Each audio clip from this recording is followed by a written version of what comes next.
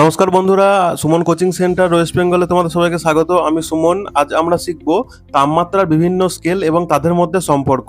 Railway বা যে কোনো প্রতিযোগিতামূলক পরীক্ষার জন্য এটি অত্যন্ত গুরুত্বপূর্ণ একটি টপিক। তো চলো শুরু করি।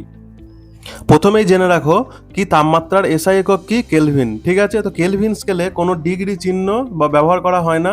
ঠিক আছে, আর যদি সেলসিয়াস থেকে আমাদের কি কেলভিনে যেতে হয় তবে আমাদের কি করতে হয় না 273 যোগ করতে হবে। ঠিক আছে, এরপর আমাদের কি আসে না ফারেনহাইট স্কেল। ঠিক আছে, সেলসিয়াস ও ফারেনহাইট স্কেল।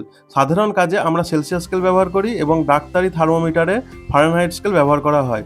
এই দুই স্কেলের মধ্যে একটি চমৎকার গাণিতিক সম্পর্ক আছে, সেটি কি না C/5 সমান F-32/9।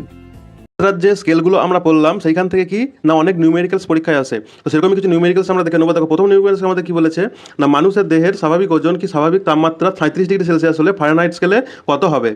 আমরা একটা সূত্র জানি কি না C/5 সমান কি না F-32/9। এখানে আমাদের কি বলেছে স্বাভাবিক তাপমাত্রা 30 ডিগ্রি সেলসিয়াস হলে, তাহলে সেলসিয়াস স্কেলে জায়গায় কত বসাবো আমরা 37/5 সমান কি না F-32/9।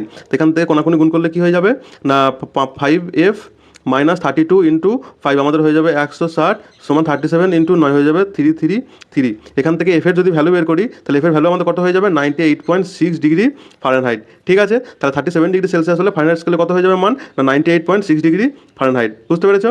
এরপর আমাদের 2 নম্বর প্রশ্ন কি বলেছে দেখো 300 কে তাপমাত্রা সেলসিয়াস স্কেলে কত হবে। আমরা একটা কি জিনিস জানি না কেলভিন স্কেলের ভ্যালু কি হয়ে যাবে সমান সেলসিয়াস স্কেলে যা ভ্যালু হবে প্লাস 273.15 হবে। ঠিক আছে, কেলভিন স্কেলে এখানে কত বলে দিয়েছে 300 কেলভিন সমান সি প্লাস 273.15। তাহলে এখান থেকে সি এর ভ্যালু পেয়ে যাবো, এই 273.15টা এদিকে চলে আসবে মাইনাস হয়ে যাবে, তাহলে এখান থেকে ভ্যালু হয়ে যাবে 26.85 ডিগ্রি সেলসিয়াস। ঠিক আছে, এরপর আমাদের কি বলেছে কোন তাপমাত্রায় সেলসিয়াস ও ফারেনহাইট স্কেলের পার্ট সমান হবে। ধরে নিচ্ছি আমরা এক্স তাপমাত্রায় এক্স ডিগ্রি সেলসিয়াস তাপমাত্রায় সেলসিয়াস স্কেল ও ফারেনহাইট স্কেলের পার্ট সমান হবে। তাহলে আমরা সূত্রটা কি জানি না C/5 সমান কি F-32/9। এখানে আমরা সি এর জায়গায় এবং এফ এর জায়গায় এক্স বসে দেবো যেহেতু একই ভ্যালু হবে, তাহলে X/5 সমান X-32/9 কোনাকুনি গুণ করলে কি হয়ে যাবে না 9x সমান 5x মাইনাস আমার হয়ে যাবে 32 ইন্টু 5 বা 5xটা দিকে চলে গেলে কী হয়ে যাবে 4x সমান -32 ইন্টু 5 বা x সমান কী হয়ে যাবে -32 ইন্টু 5/4 কাটাকুটি করলে হচ্ছে 4×32 সমান হচ্ছে -40 ডিগ্রি। ঠিক আছে, তাহলে -40 ডিগ্রি তাপমাত্রায় সেলসিয়াস স্কেল ও ফারেনহাইট স্কেলের পার্ট সমান হবে। এই প্রশ্নটা পরীক্ষায় বহুবার এসছে। ঠিক আছে, আশা করি আজ তোমরা তাপমাত্রার রূপান্তর খুব ভালোভাবে বুঝতে পেরেছো। তো এই সূত্রগুলো খাতায় তোমরা নোট করে নাও, কারণ পরীক্ষায় এইখান থেকে অঙ্ক আসবেই। আর ভিডিওটি ভালো লাগলে লাইক করো এবং সাবস্ক্রাইব করো চ্যানেলটিকে। দেখা হচ্ছে পরের ক্লাসে। ধন্যবাদ।